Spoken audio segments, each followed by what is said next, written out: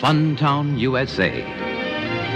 Dr. King now relates an experience bemoaning the injustice of bigotry upon the heart of a little Negro child. He explains the evils of segregation to his daughter of adolescent age.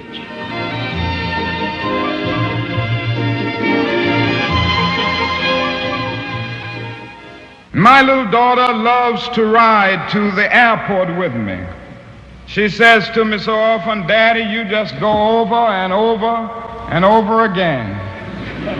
And so one of the ways she consoles herself in the fact that her daddy has to be away so much is to ride to the airport whenever I'm going in or coming back into town or going out of town.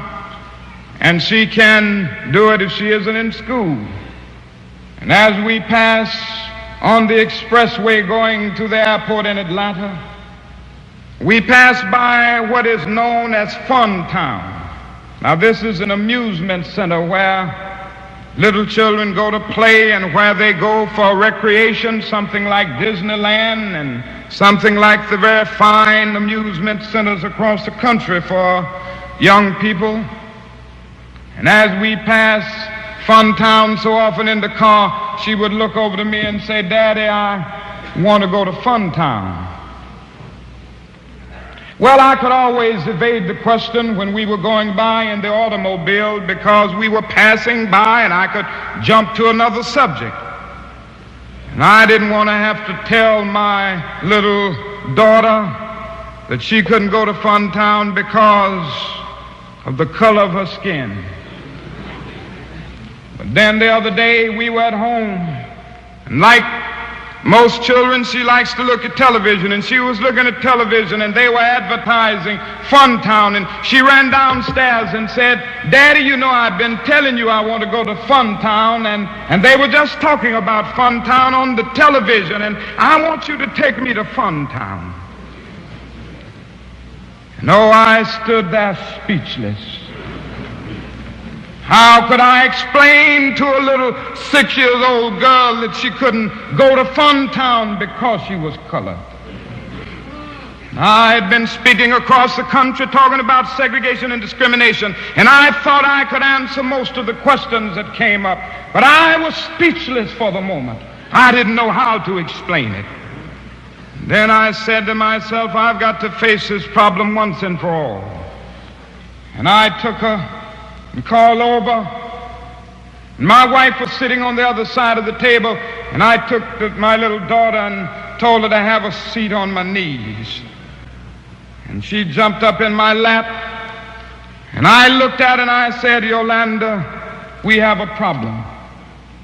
I said, "You know, some people don't do the right things and they are misguided. And so they have developed a system where white people go certain places and colored people go certain places."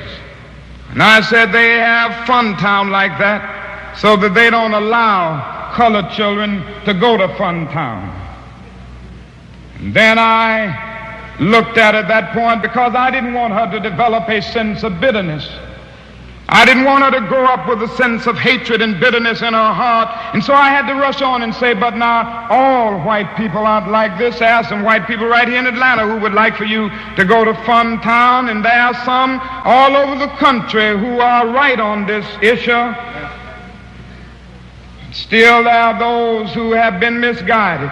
And then I looked down into her eyes, and I said to her at that point, and I saw tears flowing from her eyes at that point, I said, "Yoki, even though you can't go to Funtown, I want you to know that you are as good as anybody who goes into Funtown."